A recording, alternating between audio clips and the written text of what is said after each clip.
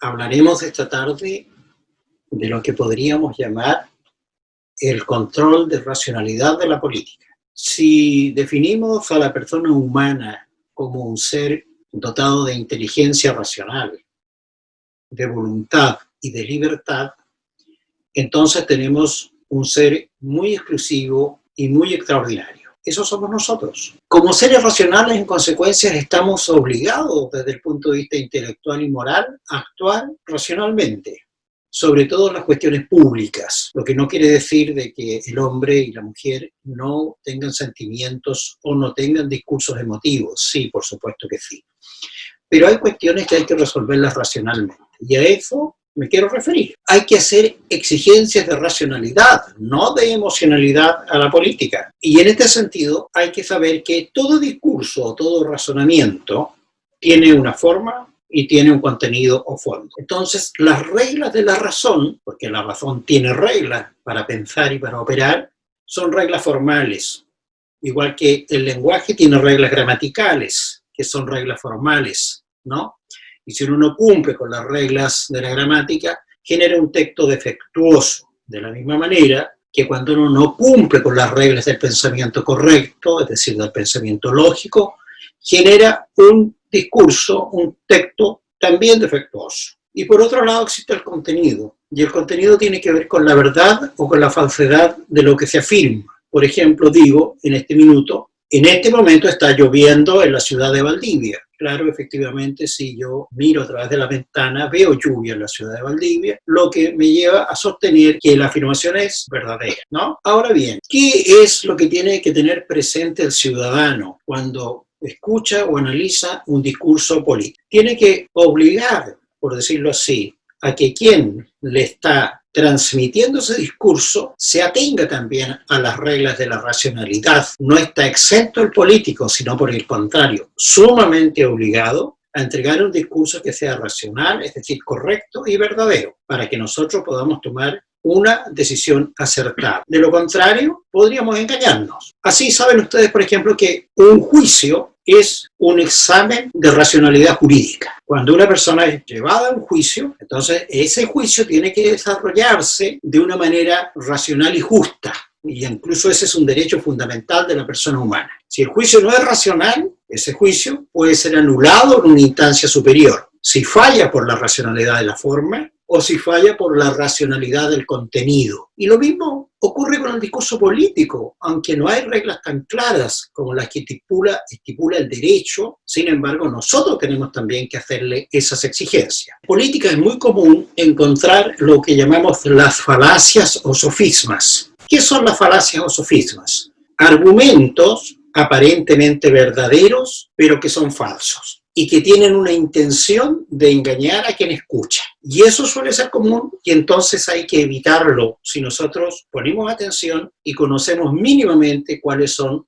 las reglas y las exigencias de la lógica. Un caso, por ejemplo, si yo digo todos los peces tienen sangre fría, esa va a ser una premisa, un punto de partida. Y digo las ballenas son peces, mi conclusión va a ser que las ballenas tienen sangre fría. Aparentemente está bien razonado.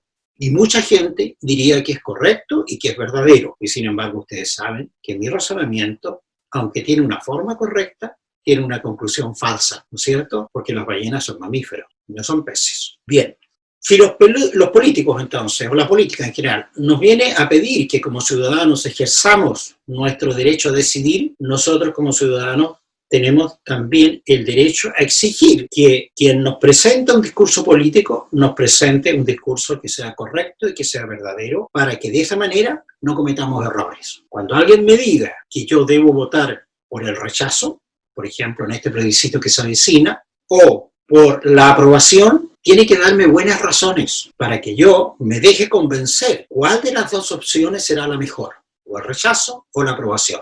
Pero partir de antemano con una postura ya predeterminada, porque quizá yo tengo un partido, porque tengo una ideología, no digo yo que esté mal, pero filosóficamente no es lo más adecuado, no es lo más correcto y no es lo que salvaguarda y garantiza realmente que voy a tomar la mejor decisión.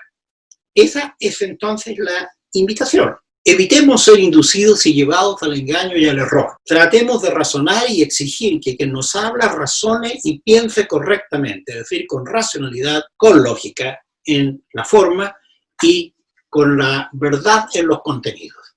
Quisiera mostrarles ahora, por favor, si me enfocan la pantalla, cómo hay otras formas de razonamiento que son muy comunes, formas de razonamiento que son muy comunes, ahí no, y que usamos habitualmente y no nos damos cuenta. Llamamos a un tipo de razonamiento hipotético. Los razonamientos hipotéticos tienen un antecedente y un consecuente. Vamos a representar el antecedente por P y el consecuente por Q. Y vamos a graficarlo en este esquema lógico donde P va a representar el antecedente, la herradura esta va a representar el sí entonces y la Q va a representar el consecuente. Entonces vamos a razonar de la siguiente manera, que lo hacemos a cada rato, sin darnos cuenta. Vamos a decir, si P, entonces Q, se da P, por tanto se da Q. Ya. Les pongo un ejemplo. Si 2 caballos pueden tirar una carreta, entonces Q, 4 caballos pueden tirar una carreta. Se da P, que 2 caballos pueden tirar una carreta, por lo tanto, tiene que darse Q, que 4 caballos pueden tirar una carreta. Eso es un razonamiento correcto.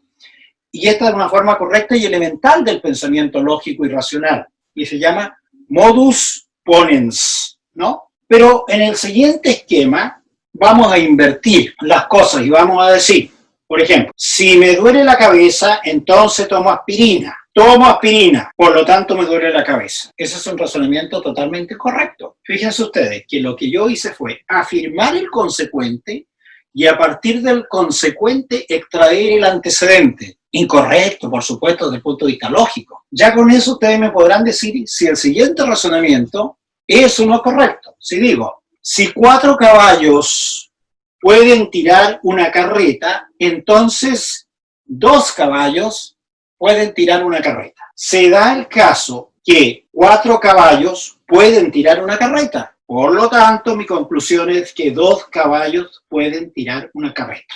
La pregunta ahora es correcto ese razonamiento? Fíjense ustedes que sí es correcto. Pero a nosotros nos parece que es correcto, que es falso, que es incorrecto, porque nos dejamos llevar por el contenido. Separemos en consecuencia el contenido de la forma y exijamos que los razonamientos, los discursos públicos sean correctos lógicamente y desde el punto también de vista de su contenido.